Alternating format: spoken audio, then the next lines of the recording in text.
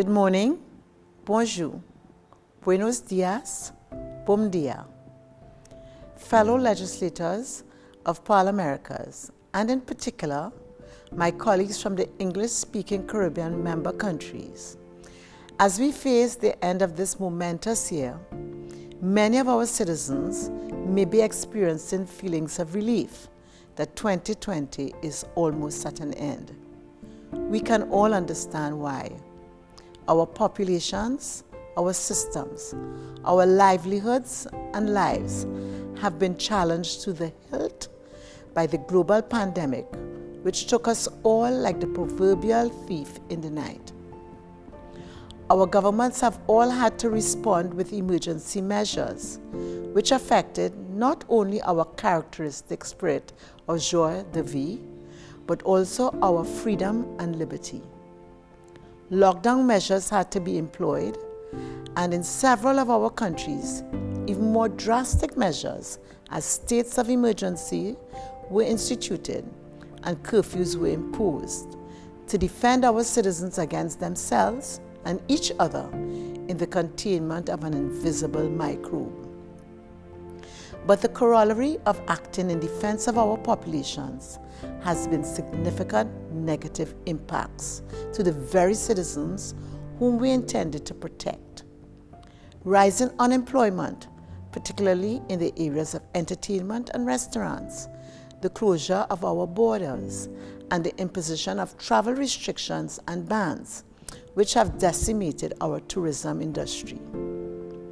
The decimation of the tourist industry in our region not only obviously affected jobs directly related to tourism, but caused the closure of various other businesses and affected our country's revenue streams. The conflicts created by the required response to the pandemic were not only economic, but tugged violently at our social fabric, so that while we were advised that staying at home restricted community spread, for many women and children, confinement to home was not a haven, but exposed them to a dungeon where another danger lurked, that of domestic violence.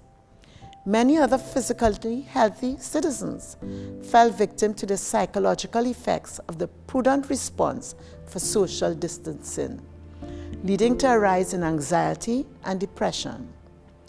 Our natural, friendly, supportive physical contact had to be shunned by our friends and family members, and self-isolation became the recommended modus operandi. I will betray my identity as a full-blooded Caribbean citizen in omitting to make specific mention to the fact that all of our jurisdictions have had to forego their respective annual carnivals and or music festivals carded for the 2020-2021 season. Additionally, in order to mitigate those unintended consequences, our governments had no option but to fund responsive financial measures to stimulate our economies and to assist the most vulnerable among us. The Organization for Economic Cooperation and Development in June 2020 quantified that spend as amounting between 1 to 4% of our GDP, and in the case of Barbados, as high as 20%. Our legislatures have had to make adjustments to operations to ensure that we could fulfill our roles of representatives of our constituents, overseers of our executives, and lawmaking, to ensure that the principles of democracy and good governance were maintained. Yes, we know only too well how our populations and systems have been challenged. We have mourned with our communities in the lives we have lost, whether it was the precious 124 citizens in Trinidad and Tobago or the precious 2 citizens in St. Lucia.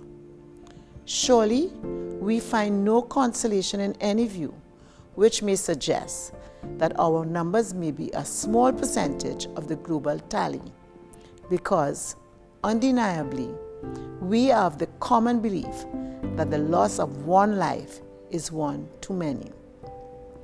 But while many citizens may be counting down the days left in 2020, they are approaching 2021 with some caution, if not trepidation. Social media, with its creative imagery, is replete with memes which capture so vividly the mixed emotions of relief and caution as 2021 draws nigh. Let's face it, as legislators, we can't live in the rearview mirror of 2020. We are called by the nature of our roles to be advocates of hope, even in times when the answers may not readily present themselves. We must sow and spread hope through our promotion of sustainability and resilience, which are cross-cutting themes. Both principles of sustainability and resilience are supported, nurtured, and provided by this organization to which we belong, ParlAmericas.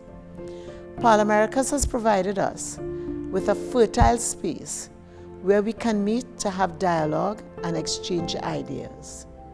This exchange is not limited only to between us as English-speaking member countries, but it is also facilitated between the constituent regions of North, Central, and South America.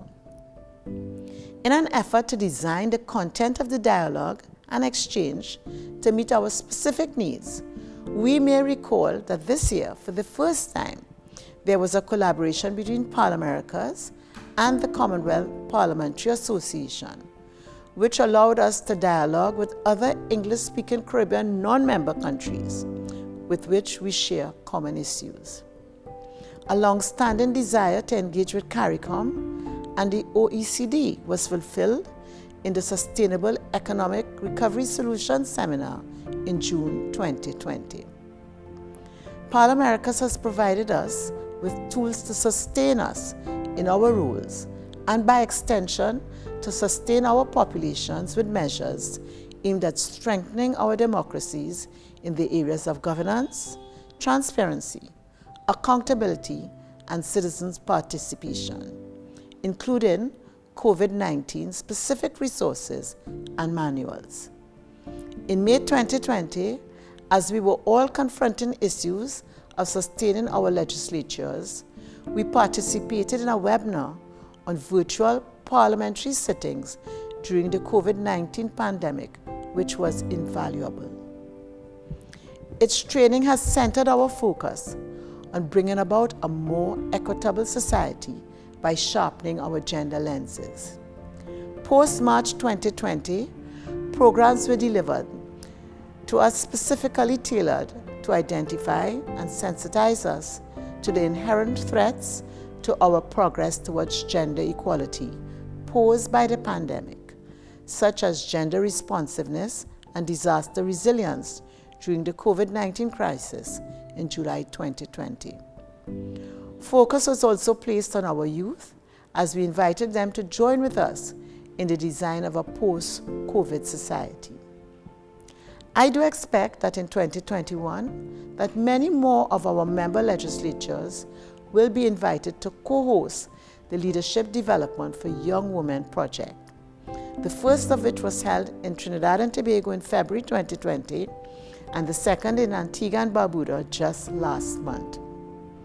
We have explored, and will continue to do so, the 4 R's of risk, response, rehabilitation, and resilience to stave off the horrendous impacts of climate change. The 2 most recent publications of ParlAmericas, the Guide on Supporting a Post-COVID-19 Green Economic Recovery and the Guide on Green Parliaments, could not be more timely. This organization has served as a reflector, which has made us realize that we may be much more resilient in our practices than we may have appreciated. Admittedly, we have a lot of work to do, but I must place on record the sense of pride that I felt at the plenary in November 2020, when our members shared their respective countries' initiatives which supported a circular economy. I posit for us, the members of the English-speaking Caribbean, that our membership gives us good grounds for being optimistic about the realization of our pledge to improve our citizens' lives as we deepen our interparliamentary diplomacy and increase our participation in programs and initiatives which enable us. Our involvement at the level of the board and the executive in the formulation of initiatives and programs should never be understated. I must recognize the work and influence of Senator Renard Henfield of the Bahamas, our regional vice president of the Open Parliament Network, Senate President Chester Humphrey of Grenada, our regional vice president of the Network for Gender Equality, board members Speaker Andy Daniel of St. Lucia, Speaker Arthur Holder of Barbados, and Senator Dr. Sophia Longmore of Jamaica for representing our interests so well. And on your behalf, I take this opportunity to express our gratitude.